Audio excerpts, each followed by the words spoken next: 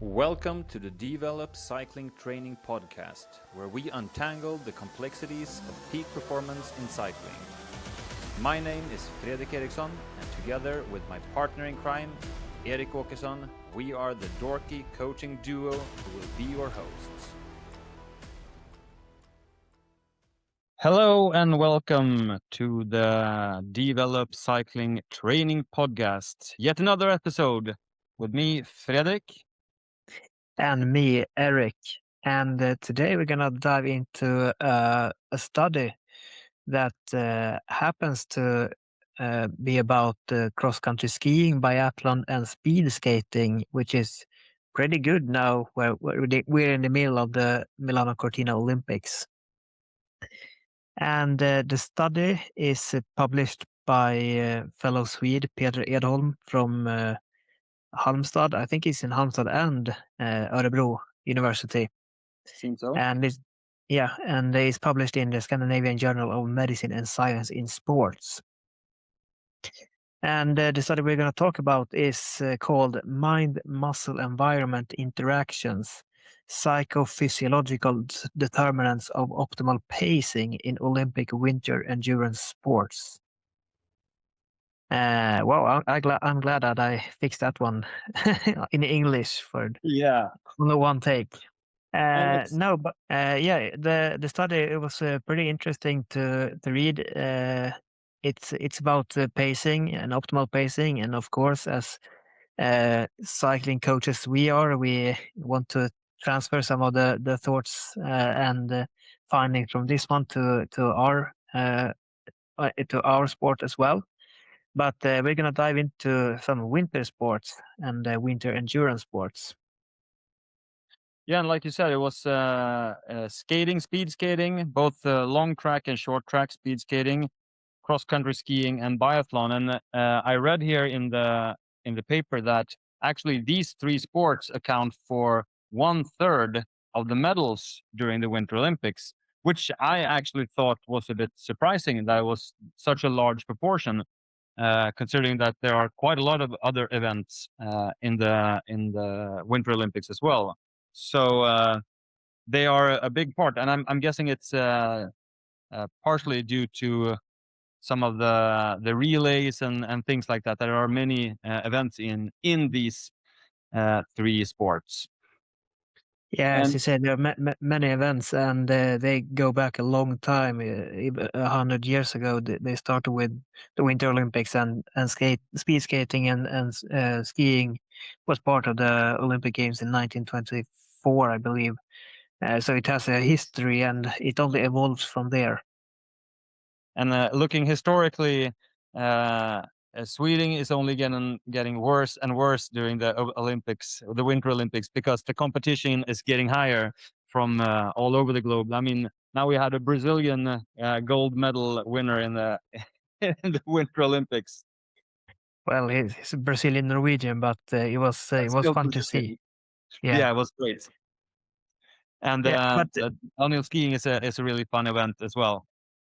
Yeah, it is to watch.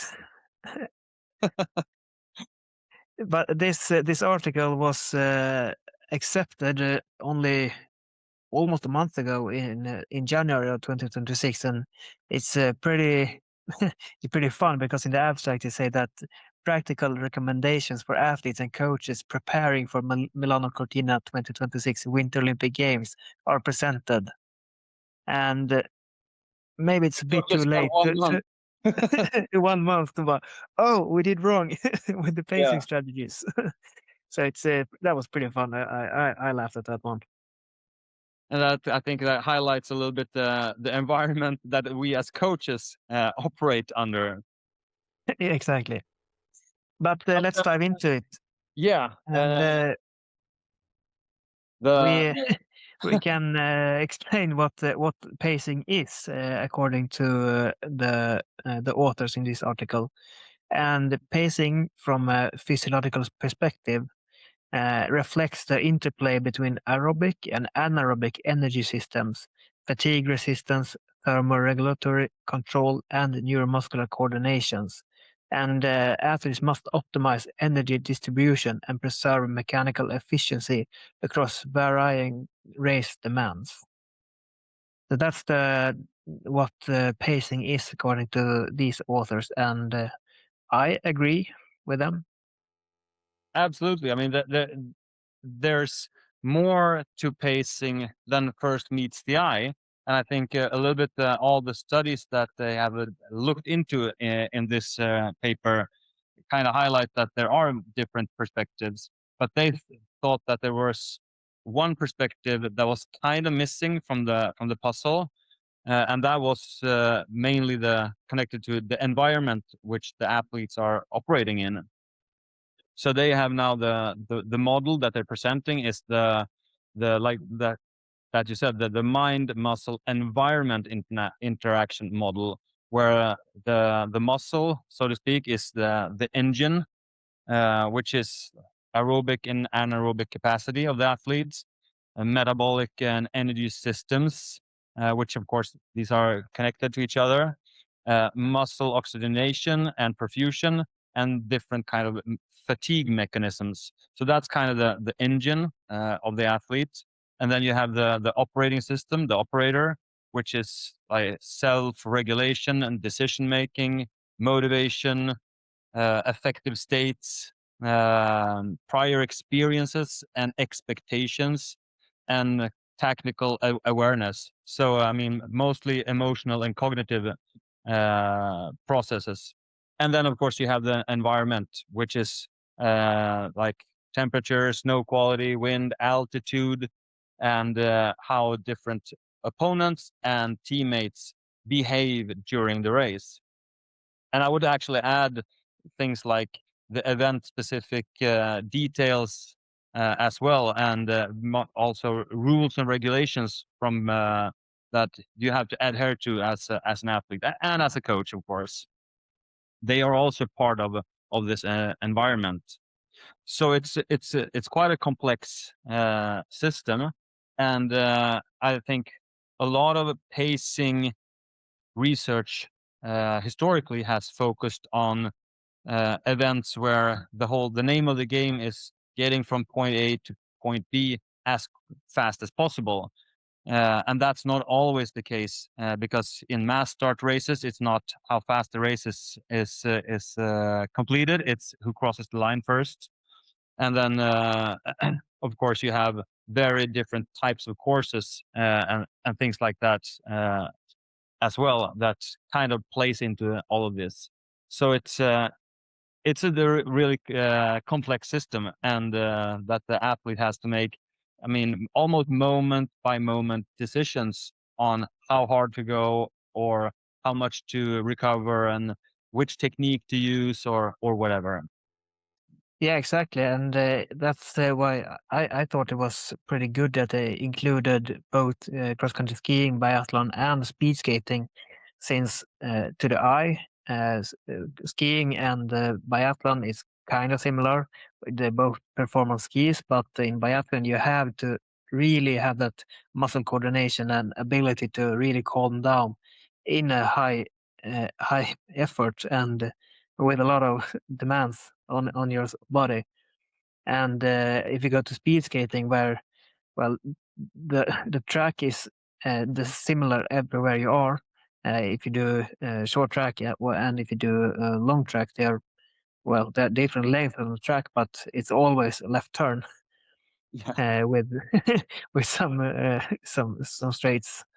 But Nobody's all the time going right. exactly. But And in speed skating, there are other demands that are restricting, like the technical and postural demands affect aerodynamic drag and mechanical efficiency, as you have to bend forward to be as aerodynamic as possible while producing power with limited blood flow through to the legs. So you have to play with these. I mean, aerodynamics versus power production, and that's quite similar to what we have in cycling in time trials as well. I And track mean, cycling. It's the ratio of your aerodynamic drag and your power production that is resulting in how fast you go, not only the power you produce. Yeah, exactly. And in speed skating, similarly to sprints in the track cycling in the velodrome, they usually aim for a positive pacing strategy, and a positive pacing strategy means that you go fast from the start and fade, which is not the best case for a cyclist and for biathletes and cross-country skiers, where a bit more moderate start and then speed up to the end looks to be better. Well, at least from a metabolic perspective, if the event is longer than 2 minutes, normally a negative split, meaning going harder or faster, producing more power or going faster during the second half, is metabolically better. Now, of course, you have psychological aspects of this. If you go out hard and you're competing against a competitor that can see you, that might put ghosts in the head of your competitor. So you of course have that kind of, but from a metabolic perspective, it's a negative split is always best when it comes to races that are more than 2 minutes approximately in duration. But of course, there's a lot of factors involved in this. And I think it was pretty cool that you mentioned before we pressed record here that one notable exception from that usually positive split in speed skating was a guy who won both the 5,000 and 10,000 meter in the last Olympics. Yeah, Niels van der Poel, which now is Nils Svensson, but he actually had negative splits in, I think it was both his 5 and 10K, and with others, his opponents usually fade in the end. And the 5 and 10K, they are quite long events for speed skating, up to 10 minutes. Around 10 minutes, I don't really remember, but it's not usual to be able to speed up in the last 3 or 4 laps in the long course speed skating. But he did it, and I believe now more and more are doing what he did. Yeah, and I mean, I don't know that much about speed skating, but like I said, from a metabolic perspective, that seems like a sound tactical decision. And of course, the speed skating track is, the track, and it's there's no variations in the terrain there, so that also speaks for a negative split being a good idea. When it comes to more variable terrain races, like in cross country skiing and biathlon, then you of course have to adapt your pacing strategy to the terrain, usually going harder uphill than effort wise. And if they could measure power in these events, having a higher power output uphill and then taking it a bit easier in the downhill. But it's and that's the same usually in cycling, especially at least when it comes to time trials, going harder uphill and into headwinds, and then easing off a little bit on flats or downhills and tailwinds. So that's pretty much the same thing. And I think if we make the comparison to mountain biking, and also, and they actually wrote that in this in the paper, that focusing too much on going hard uphill, they write like this: excessive power output on uphills may lead to fatigue that impairs downhill skiing technique, resulting in performance losses. And I mean, in mountain biking, that is really important because it's usually quite technical when you're going downhill in mountain biking. It's not quite as technical in cross country skiing. You're more like in the like an aero position resting, but there are quite a lot of twists and turns and maybe like loose snow and things like that that makes it a little bit more technically challenging. And we had a pretty notable both I would a mishap and kind of a success story in the relay from Team Sweden, which were big favorites, but had on the second leg, Ebba Andersson had a really nasty fall, and the ski broke, and that was in one of the downhills that was a little bit loose and sketchy. I think I don't know if she went too hard in the uphill, but at least it highlights that you need to be sharp in the downhills as well. And of course, maybe she was, but that was a mishap. But it highlights the importance of this. And then later in the same relay, the fourth leg, also in the Swedish team, they were far behind because of Ebba's crash, but she managed to get the silver thanks to taking a few corners. She was together with a Finnish rider in the last leg, and then in one of the last downhills, she took a few corners in a really good way, and the Finnish rider didn't, and that just opened up a gap that, well, Jonna is probably the best sprinter in the women's cross country skiing. You don't close her down in the last like couple of 100 meters during a race. But I mean, she didn't have to use her sprint to do that. She only did a great technical portion of the race. So it kind of highlights the importance of not over focusing on the uphills.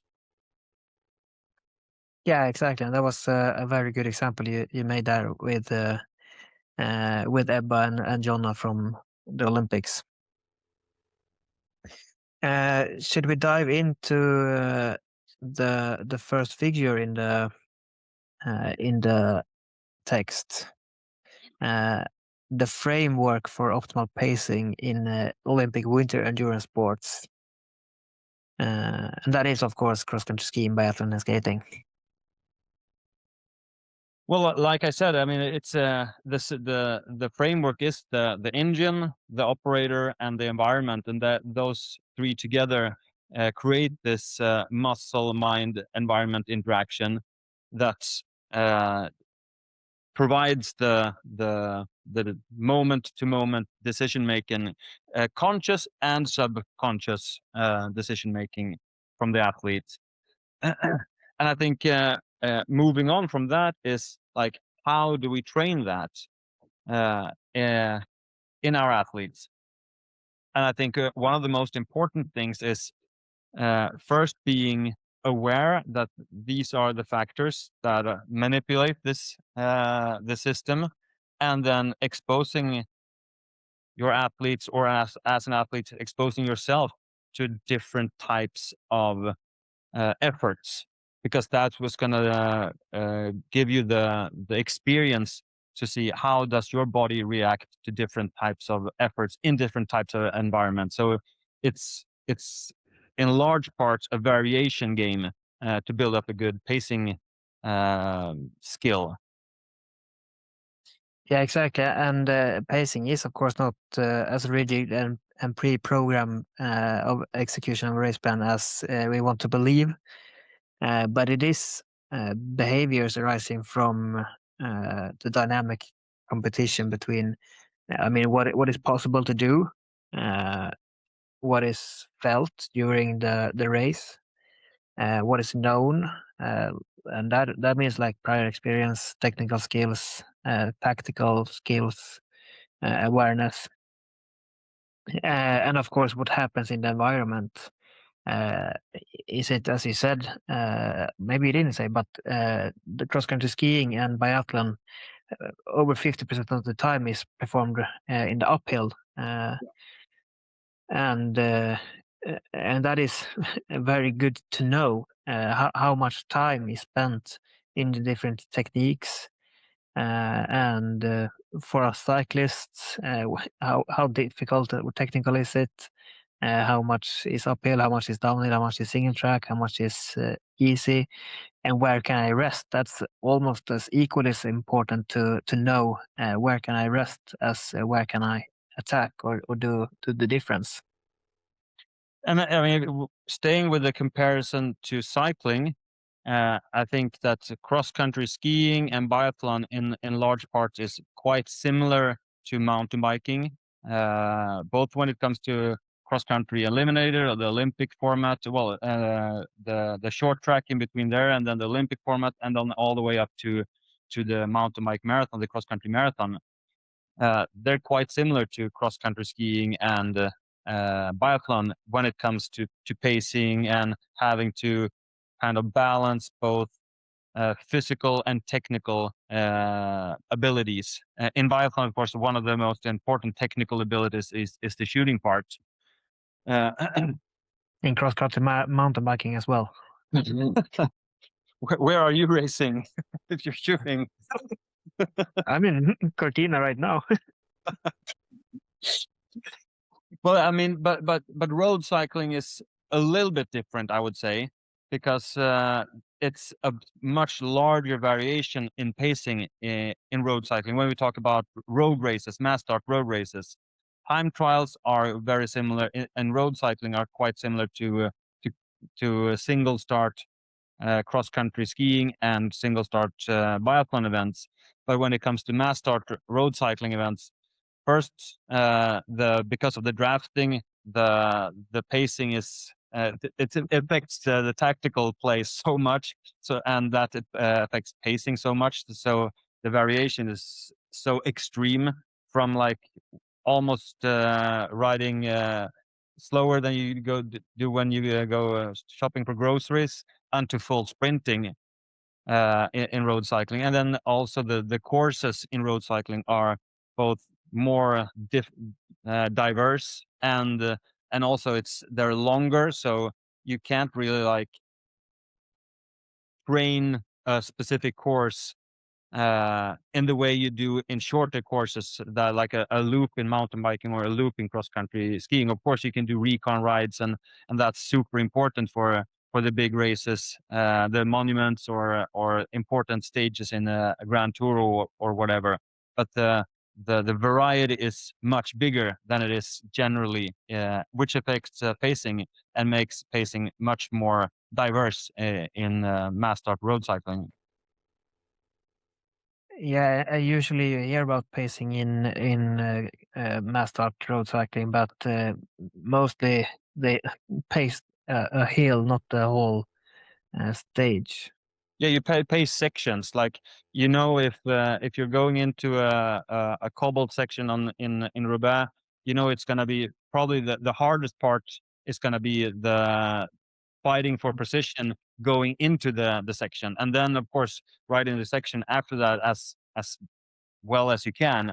And the same thing with going into the bigger climbs or important shorter climbs in races is also you have first the positioning, which can be the most taxing, and then of course the climb, which can be everything from 35 seconds to 1.5 hours maybe for the longest climbs in the Grand Tours.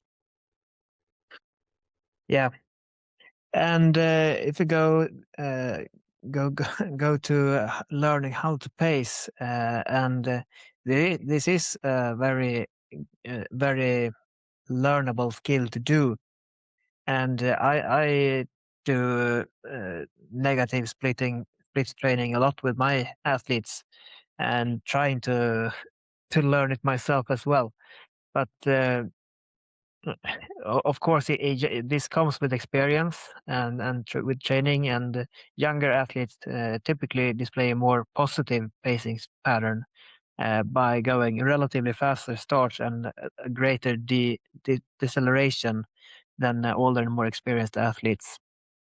And here we can actually uh, include or add another model of the self-regulation of learning, and it's called the self-regulation cycle.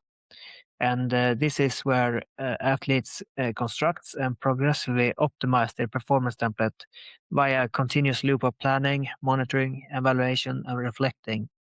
And you said it before that you have to be very you can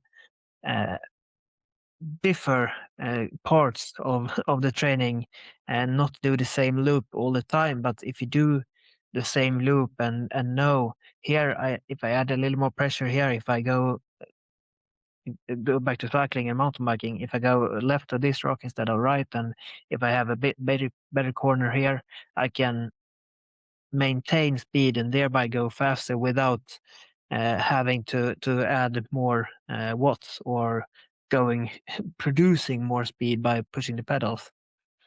And of course, it can be systematically trained, and I do it a lot with my athletes in the high school, and hopefully we all learn from it as well. Yeah, like I think we said earlier that experience but like aware experience when you're doing this type of training, it's kind of the name of the game when it comes to building up a good feel of pacing. And I don't think they mentioned it in this paper, but it just like when it comes to physical training, that if you don't train that a muscle or your cardiovascular system, it deteriorates. It's the same thing a little bit with pacing. I think I've seen that when it comes to pacing a specific effort, when it comes to a duration, say, okay, how do I pace a 7-minute effort or something like that? It takes about 5 maximal 7-minute efforts for you to dial your pacing, your feel for that to really optimize your performance over 7 minutes. But if you don't do another 7-minute all-out effort within 6 months, you're basically on ground zero again when it comes to your feel of pacing that. So it is just like physical training. It's something you have to be aware of and kind of include in your training from day to day. Of course, you can't do all out maximal efforts day in and day out, but when you do them, really have a plan for it and think about it, reflect around this. Yeah, and take notes if that's possible, and you want to do that as well. Um, and I just remember that this is something we talked with Jenny Richards about 2 episodes ago, because she said she's so talented she can win anyway, but she said that I was just making an attack here, making an attack there, and making an attack there. I didn't really have a plan, but when she started to get the feeling and know, oh, if I attack here, I can push these numbers because I can do it in training, I can do it in the race, and that's when she wins by the biggest margin ever in cross country mountain biking. So even for world class athletes, it is a very useful skill to train and to maintain. Absolutely. And I actually had got a question a few months ago regarding indoor training and using the erg mode or not. Uh, where erg mode, of course, is like you put a fixed power number, and independent of how fast you're pedaling, it's going to just nail that power number the whole time. Uh, and I would say that, of course, that's a really convenient way to train, but it doesn't really do anything.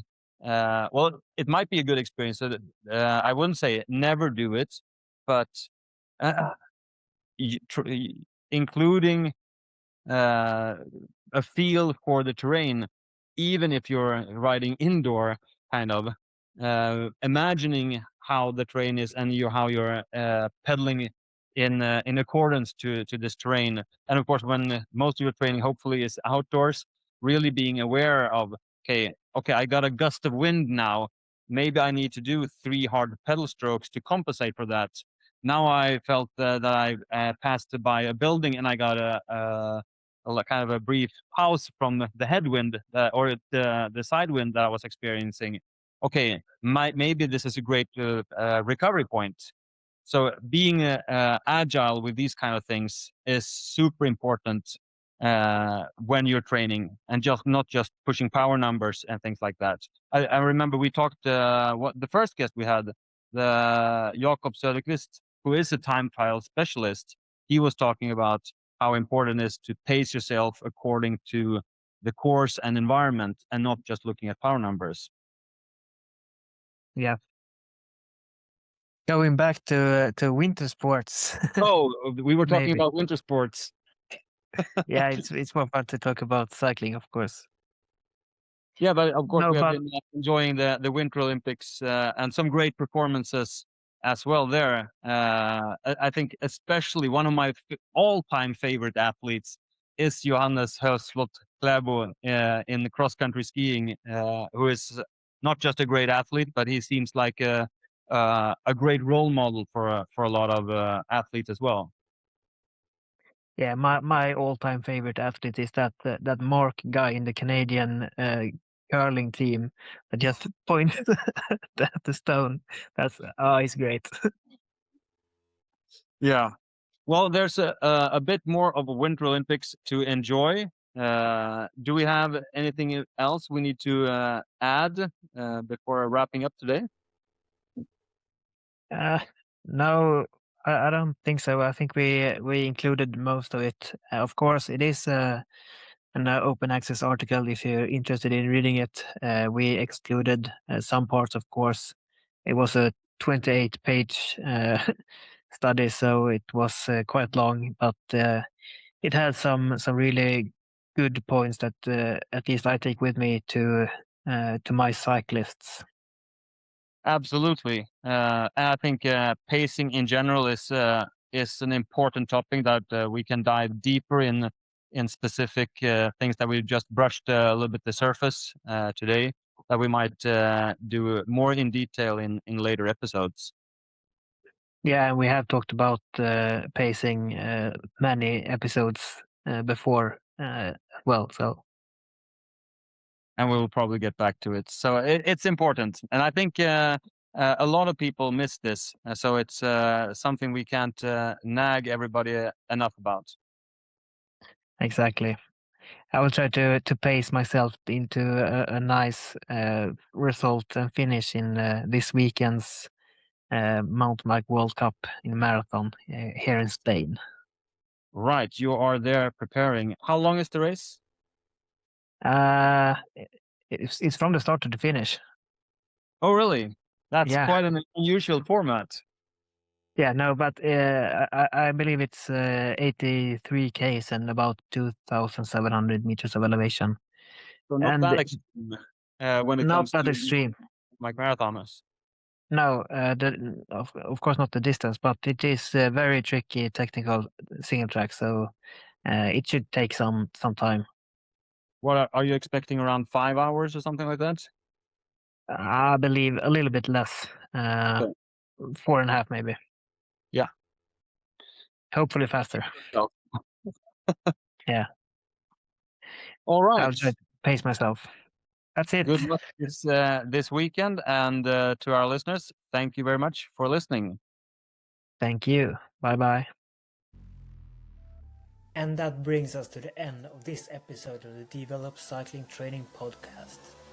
For more training tips and deeper dives into performance, you can follow us on Substack and check out our blog on our webpage as well.